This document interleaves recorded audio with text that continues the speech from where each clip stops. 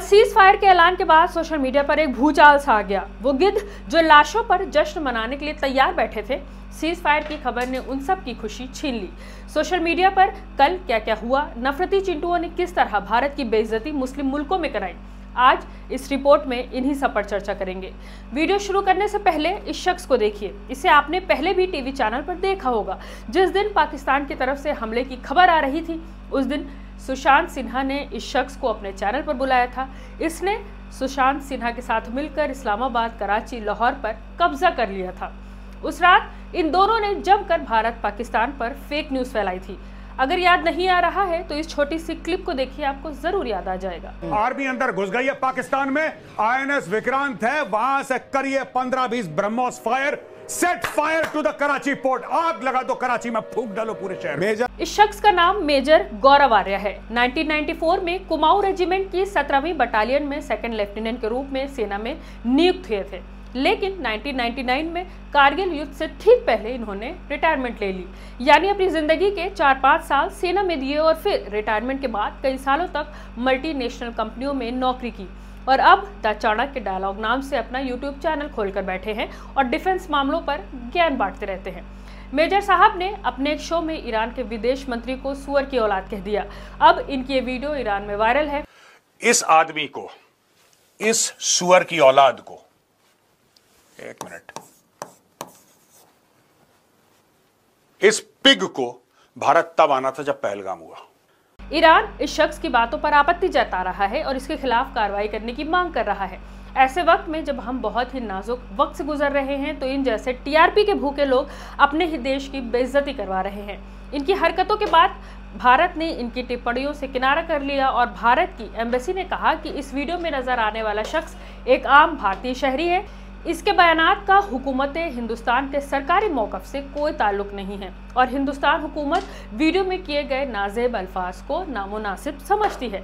यानी भारत की सरकार ने मेजर आर्य के बयान से अपना किनारा कर लिया, लेकिन इनके चैनल पर किसी तरह की न तो कोई कार्रवाई की गई, न तो इन पर कोई कार्रवाई की गई। इनकी हरकतों से ईरान के दिल में भारत के लिए थोड़ी बहुत खटास तो आ ही गई होगी। पहलगाम हमले के बाद हर जगह पाकिस्तान के खिलाफ विरोध प्रदर्शन चल रहा था। इसी विरोध प्रदर्शन के दौरान कुछ फ्रिंज एलिमेंट ने पाकिस्तान के बहाने देश के ही मुसलमानों को अपनी नफरत का शिकार बनाया, उन्हें मारा पीटा, उनकी दुकानें तोड़ दी। पाकिस्तान का विरोध करने के चक्कर में सऊदी अरब का झंडा जिस पर कलमा लिखा हुआ था, उसे जमीन पर पैरों से रौंदा, जबकि सऊदी अरब हमारा दोस्त देश है। 22 अप्रैल 2025 को जब जम्मू एंड कश्मीर के पहलगाम में आतंकी हमला हुआ था, उस दिन प्रधानमंत्री नरेंद्र मोदी सऊदी अरब के दौरे पर थे। वे सऊदी प्रिंस मोहम्मद बिन सलमान के नियंत्रण पर 2 दिन की यात्रा के लिए उसी दिन वहां पहुंचे थे, लेकिन हमले की खबर मिलते ही उन्होंने अपना दौरा बीच में ही रद्द कर दिया और उसी दिन भारत के लिए रवाना हो गए। नरेंद्र मोदी के प्रिंस सलमान से इतने अच्छे रिश्ते हैं कि जब प्रिंस मोहम्मद बिन सलमान भारत आए तो प्रधानमंत्री नरेंद्र मोदी प्रोटोकॉल तोड़कर खुद दिल्ली एयरपोर्ट पहुंच गए थे और उनका वेलकम किया था। भारत के झंडे के साथ सऊदी अरब का झंडा बड़े ही रिस्पेक्ट के साथ लगाया गया था। यहाँ तक कि जब प्रिंस मोहम्मद बिन सलमान G20 में हिस्सा लेने के लिए भारत आए थे, तो वो एक दिन ज्यादा रुके थे। उनके लिए राष्ट्रपति भवन में स्पेशल दावत की गई थी। इससे आप अंदाजा लगा सकते हैं कि भारत और सऊदी के रिश्ते कितने अच्छे हैं। लेकिन कुछ लोग उस देश का झंडा यूपी के प्रयागराज में पैर से रौंदते हुए नजर आए, जिस पर कई लोगों ने कार्रवाई की मांग की। खुद सऊदी अरब और UAE के कई सोशल मीडिया हैंडलों ने इस पर कार्रवाई की मांग की, जिस पर पुलिस की तरफ से जवाब आया कि उन पर कार्रवाई की जा रही है। लेकिन जब मैंने खुद धूमनगंज थाने में फ़ोन करके कार्रवाई के बारे में पता किया, तो मुझे पता चला कि 8-10 अज्ञात लोगों पर FIR तो दर्ज की गई है, लेकिन अभी उनके बारे में कुछ भी पता नहीं चल पाया है।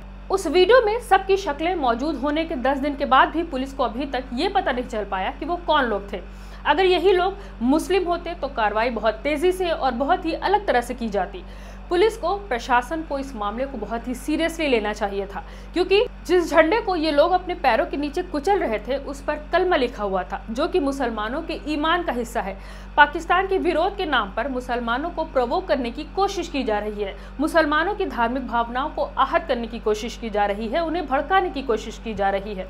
अब अगर कलमे की बेहुरमती करने पर कोई मुसलमान इसका विरोध कर दे तो ये कहेंगे कि भारत के मुसलमान पाकिस्तान पर हमले का विरोध कर रहे हैं। ऐसे मामलों में भारत सरकार को खुद चाहिए कि ऐसे फ्रिंज एलिमेंट्स की पहचान करे और उन पर कार्रवाई करे। भारत के साथ वैसे भी बहुत कम देश खड़े हुए हैं। अगर ऐसे में हमारे जो दोस्त देश हैं वो भी हमसे खफा हो जाएंगे, हमसे नाराज हो जाएंगे, तो हमारी फॉरेन पॉलिसीज पर बहुत गहरा असर पड़ेगा। मैं हूं रुबा अंसारी और आप देख रहे थे मिल्लत टाइम्स। इस रिपोर्ट पर आपकी क्या राय है, हमें कमेंट करके जरूर बताएं।